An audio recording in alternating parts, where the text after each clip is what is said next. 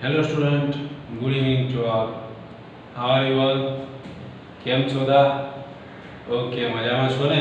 તો હવે આપણે આગળ આપણા પ્રશ્ન નંબર 8 થી આપણે શરૂઆત કરીશું. બરાબર? પ્રશ્ન નંબર 8. તો દરેક જણ પોતપોતાનું સાહિત્ય લઈને તૈયાર થઈ જાઓ. જે નોટમાં લખતા હોય નોટ લઈને તૈયાર થઈ જાઓ અને જે વર્કબુકમાં લખતા હોય વર્કબુક લઈને તૈયાર થઈ જાઓ. બરોબર છે? તો હવે તમે તમારી નોટબુક લઈને તૈયાર થઈ જાઓ. હવે આપણે આગળના પ્રશ્નની શરૂઆત કરીએ છીએ. તો ફટાફટ તમારી જે નોટબુક છે, નોટ અને પેન લઈને ફટાફટ રેડી થઈ જાઓ. ચલો ક્વિક. હવે આગળના પ્રશ્ન તરફ વધીએ. Was mister Joshi in warm clothes?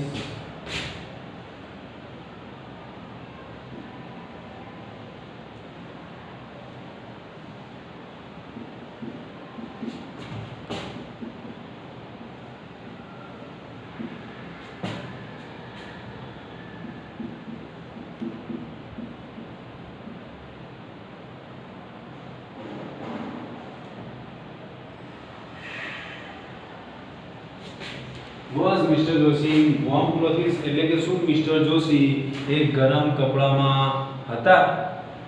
બરાબર છે? તો એનો આન્સર આપણે લખવાનો છે. ફટાફટ તૈયાર થઈ જાઓ. આન્સર લખવા માટે રેડી થઈ જાઓ. ચલો ફટાફટ અને ચાલુ કરી દો લખવાનું. બરાબર? હવે આપણે લખીએ આનો answer. Was mister Joshi in warm clothes? તો આપણે શું લખીશું? શું ગરમ કપડામાં હતા મિસ્ટર જોશી? તો ના વિદ્યાર્થી મિત્રો, એમને ગરમ કપડા પહેર્યા નહોતા. તો આપણે શું લખીશું? નો. પછી આપણે શું લખીશું? કોમા કરીશું. પછી કોનું નામ લખીશું? મિસ્ટર જોશી. નો મિસ્ટર જોશી. અહીંયા વોઝ છે તો વોઝ નું નકાર શું થાય વિદ્યાર્થી મિત્રો? નો મિસ્ટર જોશી. પછી આપણે વોઝ નું શું કરવું પડે? નકાર વોઝ. વોઝ નું નકાર વોઝન્ટ અથવા વોઝ નો લખો તો પણ ચાલે. અહીંયા આપણે શું લખીશું? Wasn't. No mister Joshi wasn't in warm clothes.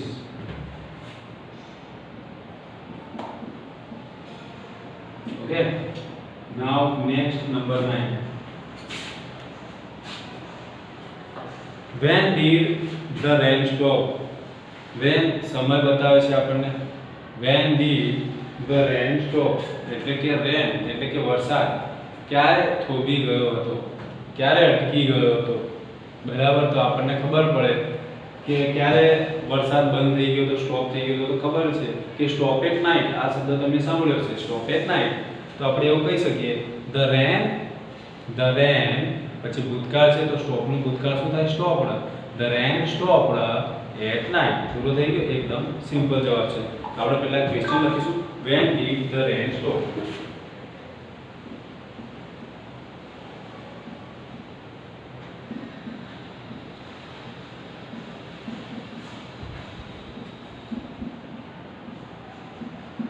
When did the rain stop?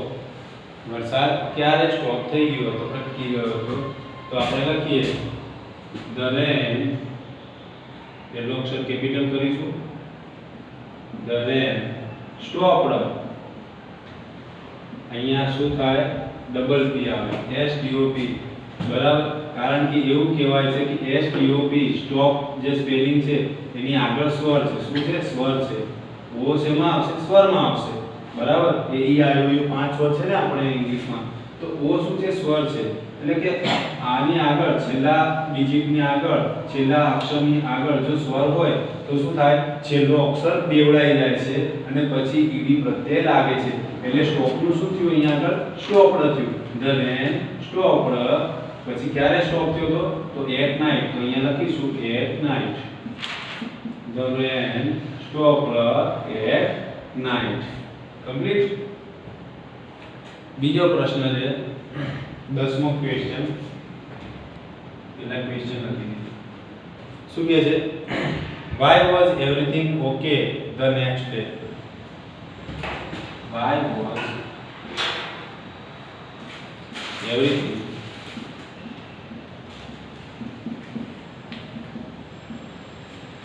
okay? Why was everything okay the next day.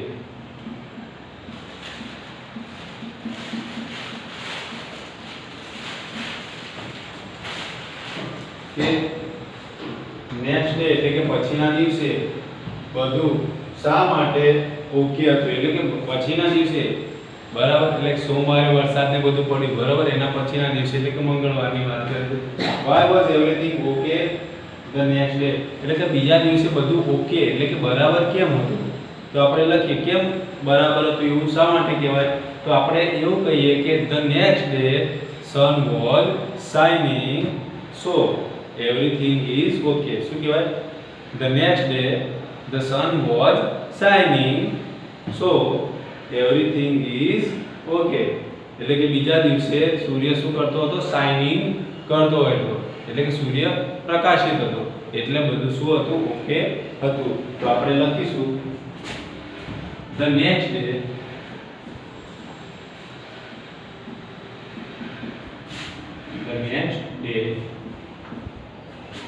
the sun was shining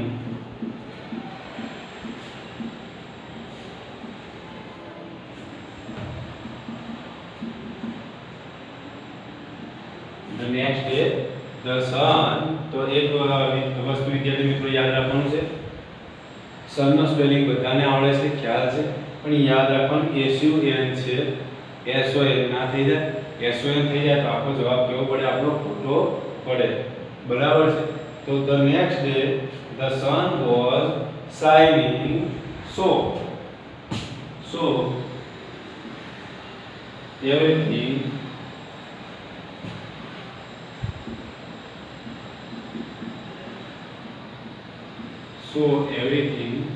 was okay. The next day sun was shining so everything was okay. હવે કદાચ તમને એવો પ્રશ્ન થાય કે મારે આટલો answer જે છે એ મારે સમાતો નથી, તો તમારે કદાચ આન્સર ના સમાતો હોય એવું કદાચ પ્રોબ્લેમ થાય તો તમારે આટલું લખવું પડે, the next day the sun was shining so લખીને તમે ડેશ ડેશ ડેશ કરી દો તો ત્યાં સુધી ચાલશે, પણ ક્યારે કે જો તમારે આ જે આન્સર છે એ અંદર સમાતો ના હોય તો બરાબર, જાણી જોઈને કરવાનું નથી, એટલે આન્સર જેટલો તમે પૂરો લખશો વિદ્યાર્થી મિત્રો એટલા આપણા માર્ક કમ્પ્લીટ આવશે બરાબર. why was everything okay the next day, તો the next day the sun was shining so everything was okay, એટલે કે પછીના દિવસે સૂર્ય શું હતો, પ્રકાશિત હતો, એટલે બધું શું હતું, ઓકે એટલે કે બરાબર હતું. હવે આ સાઈડ આવીશું આપણે ક્વેશ્ચન નંબર 11 લઈને. ક્વેશ્ચન નંબર 11 ની અંદર શું કહે છે, how many students were there in the class.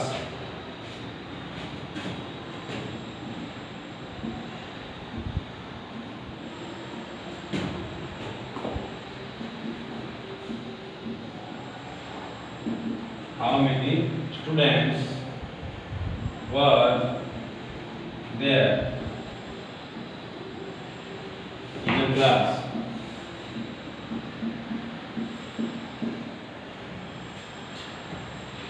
In a class. The લખો કે અ લખો ચાલે બરાબર, કોઈ વાંધો આવતો નથી. હવે શું કહે છે, how many students were there in the class, એટલે કે ક્લાસમાં કેટલા વિદ્યાર્થીઓ હતા બરાબર. તો ક્યારની વાત થાય છે, તો જો અહીંયા આગળ સન શાઇનિંગ થઈ જાય છે, બધું ઓકે થઈ જાય છે એવરીથિંગ, એના પછીની વાત થાય છે વિદ્યાર્થી મિત્રો, how many students were there in the class, તો કેટલા સ્ટુડન્ટ ક્લાસમાં હતા. તો આપણને ખબર છે એ દિવસે કેટલા સ્ટુડન્ટ હતા, તો 25. તો અહીંયા આપણે જવાબ લખવાનો છે, તો there were, જો there વાળો આવ્યો, there વાળો જો કોઈ પણ ક્વેશ્ચન પૂછાય એની અંદર there હોય તો આપણે આન્સર પણ શેનાથી બનાવીશું, there થી બનાવીશું. એટલે શું લખીશું, there were કેટલા વિદ્યાર્થીઓ હતા, તો 25. there were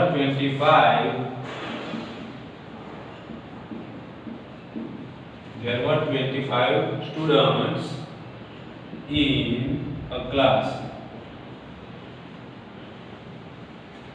એટલે કે ક્લાસમાં કેટલા,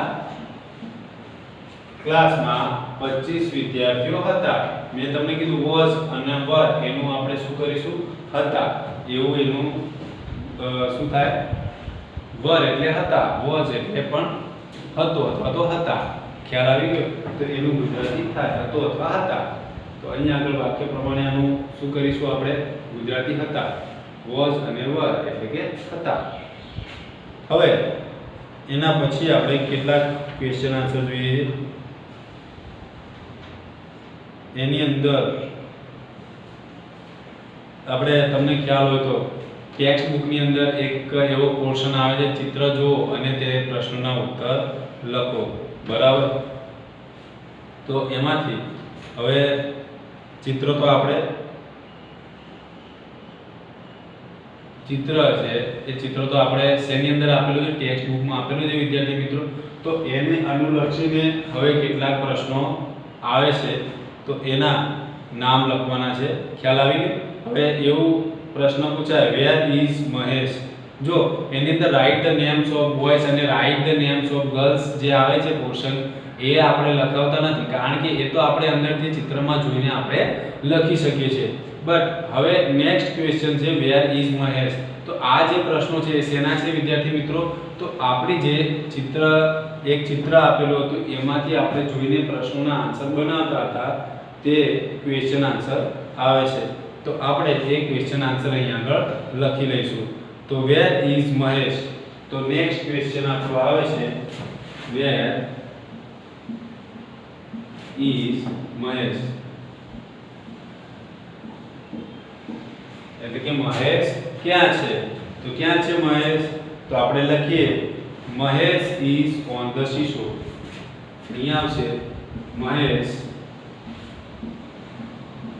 is on the seashore.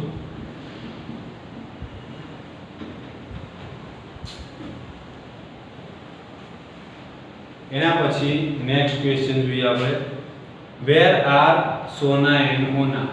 આપણે આગળ આ બધા જ ક્વેશ્ચન આન્સર બુકમાં આવી ગયા છે વિદ્યાર્થી મિત્રો, પણ આપણે અહીંયા લખીશું વેર આર સોના એન્ડ મોના. સોના અને મોના ક્યાં છે? Where are Sona and Mona.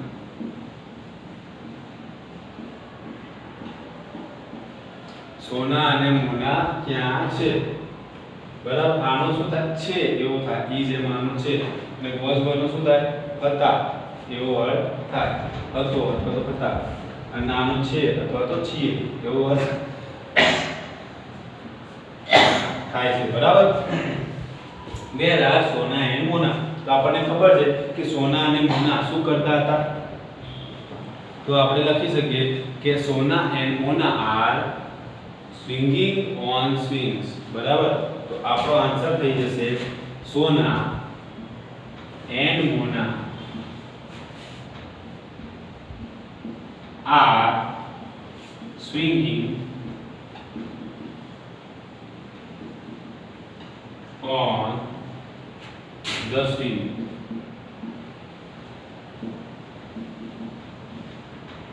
Sona and Mona are swinging on the swings. એટલે કે સોના અને મોના હિંચકા પર હિંચી રહ્યા છે. બરાબર? આટલે સુધી ખ્યાલ આવી ગયો? જોઈ લઈએ ફટાફટ રીતે બાબુ. Was mister Joshi in warm clothes? શું મિસ્ટર જોશી એ ગરમ કપડામાં હતા? તો એનો આન્સર જોઈએ no, mister Joshi wasn't in warm clothes. એટલે કે મિસ્ટર જોશી ગરમ કપડામાં હતા નહીં.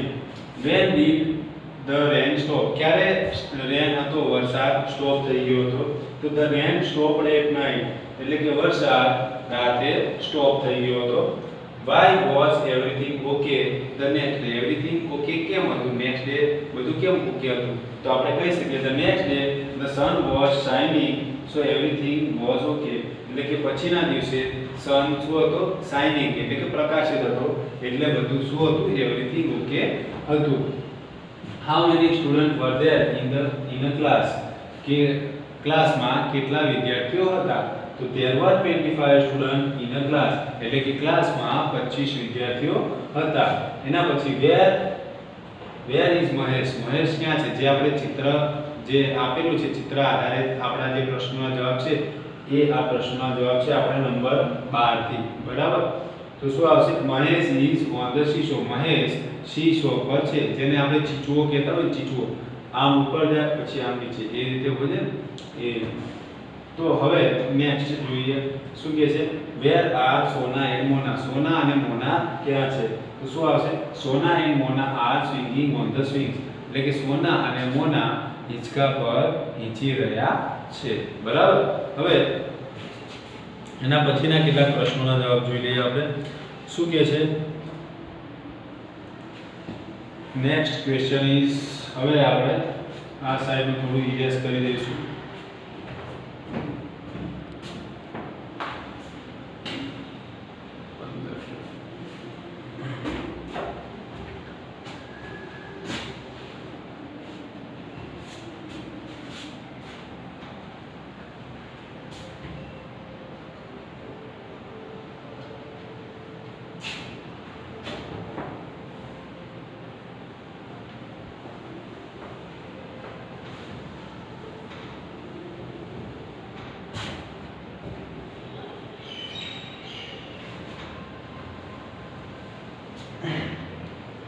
Are Jay and Sanjay on the seesaw?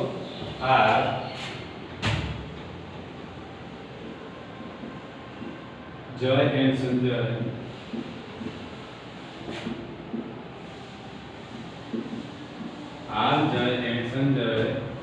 on the seesaw?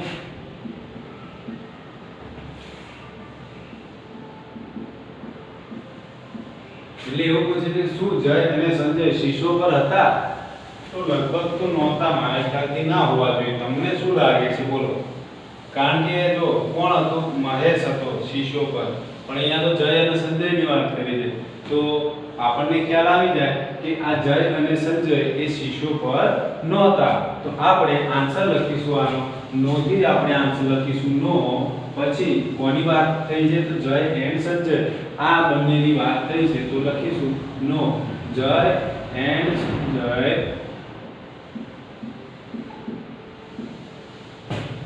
Are not, અથવા તો are no. Jay and Sanjay are not on the seesaw.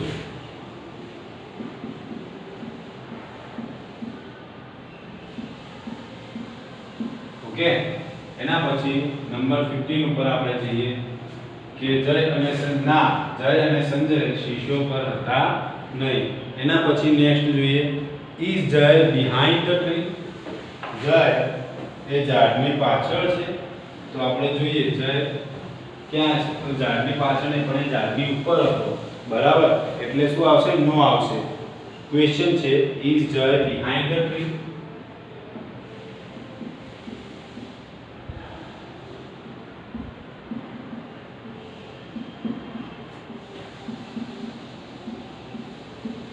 શું જય ઝાડની પાછળ હતો? તો ના મિત્રો, નહોતો. એ ઝાડની ઉપર હતો, બેઠો તો શાંતિથી. બરાબર છે, ગીતો ગાતો. એટલે એ ઝાડની પાછળ ના કહેવાય, ઝાડની ઉપર કહેવાય. તો અહીંયા આપણે શું કહીએ? નો જય ઇઝ નોટ, અથવા તો ઇઝન્ટ લખવું હોય તો ઇઝન્ટ લખી દઈએ. નો જય ઇઝન્ટ બિહાઇન્ડ ધ ટ્રી. ના જય ઝાડની પાછળ નહોતો. બરાબર, ખ્યાલ આવી ગયો? એના પછી who are skipping? દોરડા કોણ કૂદી રહ્યું હતું? who are skipping?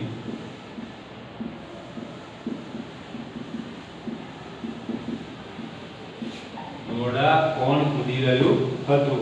તો આપણને ખબર છે કે ત્રણ છોકરીઓ દોરડા કૂદી રહી હતી. એ કોણ હતું? તો ઈવા, સુનિતા અને ગીતા.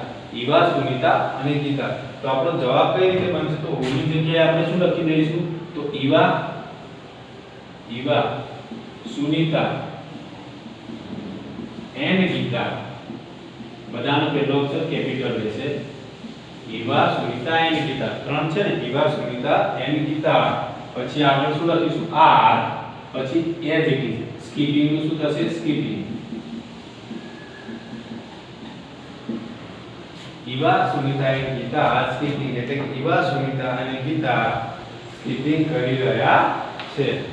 તો તો આ જે પ્રશ્નનો જવાબ છે બરાબર, આ જે પ્રશ્નનો જવાબ છે એ ધ્યાનથી ફટાફટ લખી નાખો. ચલો 16 નંબર સુધી.